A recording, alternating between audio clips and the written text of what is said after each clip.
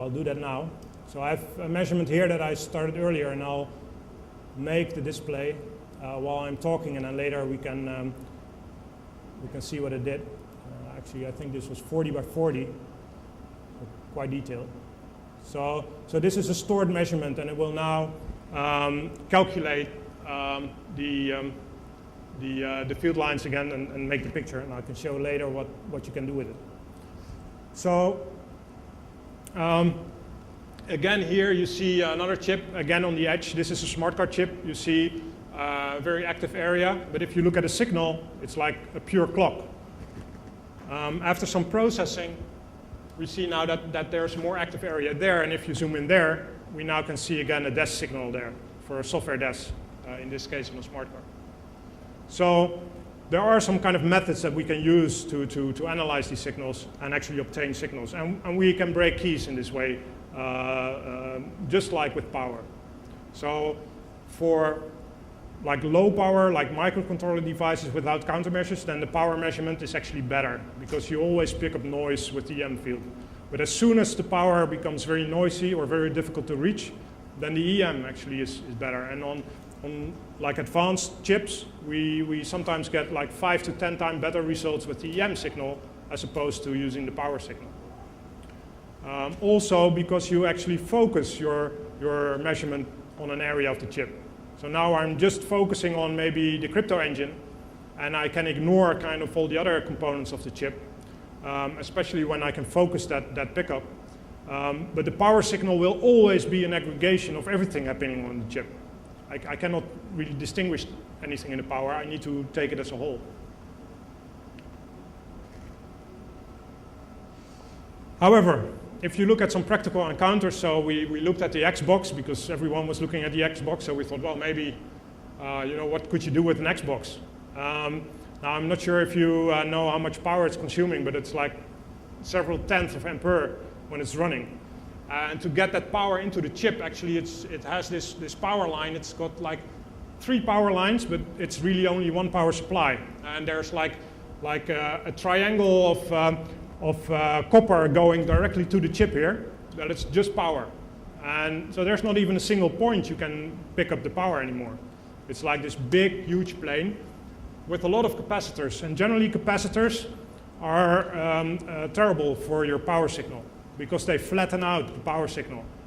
And then you lose the detail, let's say the detail per clock that you may have information on, of what's happening in the chip. So maybe then you think, well, maybe you can do an EM pickup. So we hover the EM probe above the chip, but yeah, the chip is beneath this heatsink. And if you take the heatsink off, the chip dies in like 30 seconds. So actually there are practical complications in these kind of high power, high intensity devices. Underclocking it is a good point. Actually, it is underclocked during the boot. At boot time, I think it's only running at like 4 or 40 megahertz. So like it's a 3 gigahertz system, but the boot phase, where it's doing the timing attack now also, is actually running at a lower speed. So you may be able to run it, for instance, if you would have like active cooling or something, then you may be able to run it without the heatsink. So there are still possibilities, but actually the point is that it's not as simple as it looks. Another example, this is a Beagleboard, which is a very popular DIY board now. And it's running an OMAP chip. It's one of the new TI chips, a very popular chip. However, if you look at the packaging, the CPU is actually packaged below another chip. So it's what they call a POP, or a package on package. And this is also becoming very common in the tiny embedded systems, is to package stuff either outside of the plastic package, so these are 2 plastic packages on top of each other, or inside the plastic package where they just put the dies on each other. You can imagine that if you want to pick up something from the bottom one with EM, that you're kind of shielded with 2 dies on top of that. So there's oops, it's done. I'll show that later. There's like a RAM and flash memory on top of it. And then if you look at the power line, So the other chip to the right is the power chip. That is like almost a twin combination of chips. So the CPU is controlling the power chip and controlling its own power supply to be able to do all the low power modes.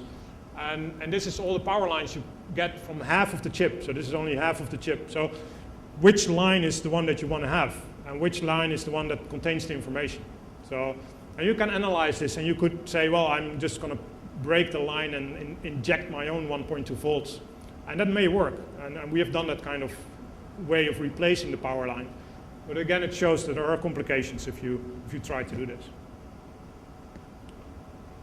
Okay, so I hope I've shown you a little bit of how this works in practice and what kind of things you need to do. Of course, the big question is, if you know this, what can you achieve with it?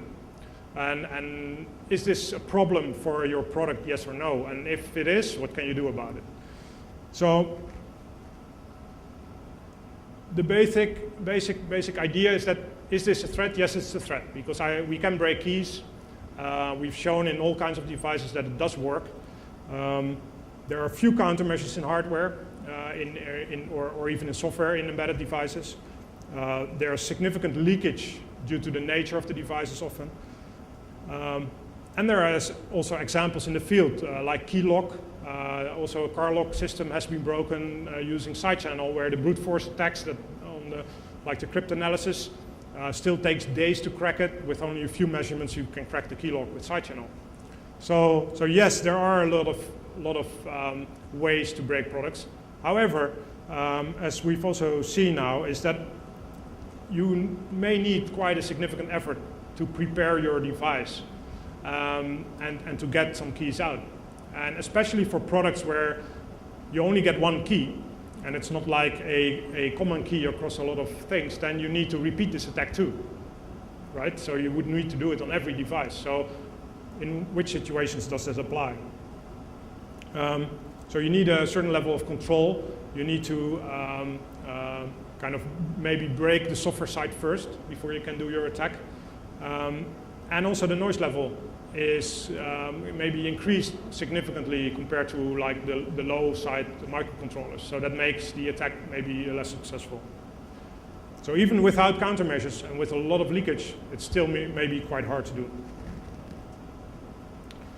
And then, of course, there are countermeasures. So this is a field, basically, we see countermeasures in hardware and we see them in software. Smart cards are generally doing a lot of this stuff in hardware. That doesn't mean you don't need to do anything in software, though. So even if you have a smart card that does hardware countermeasures, you often still need to make sure that in your software you also don't make the mistakes of using a library that's still doing something that's very easily breakable. An example is doing an RSA in the wrong order, and I'll show you later what that means. And on the software side, you can also improve your design. You can change your protocol maybe to reuse some key material less, so that someone doesn't have a chance of doing 1 million acquisitions with the same key, but only like 1,000, and then you use a derived key or something like that. A party that has done a lot of research and actually has a lot of patents in this area is a company called Cryptographic Research. It's located in San Francisco and founded by Paul Kocher, kind of the discoverer and the first publisher on these attacks in '98. And they have licenses. They are required for people building this hardware and software countermeasures. Currently, they actually have quite a few of the big names already. The way it works is that if you get hardware from these manufacturers and it has already been DPA approved, then you don't need to require an extra license. You can make a DPA resistant device based on that. So anyway, if you're unsure and don't know what good countermeasures may be for your situation, then you can always contact them, of course. So all this knowledge, I try to kind of make a table to make a very rough kind of judgment. And of course, this does not apply to any specific product because there are always exceptions. To give an idea of, okay, how difficult would it be to crack such a device? And basically, it looks like this. A basic microcontroller without countermeasures is like a smart card of 10 years ago, and they're all cracked. So that's just a few weeks' work at most. With basic countermeasures, you get into advanced side channel attacks, like second order, higher order statistics.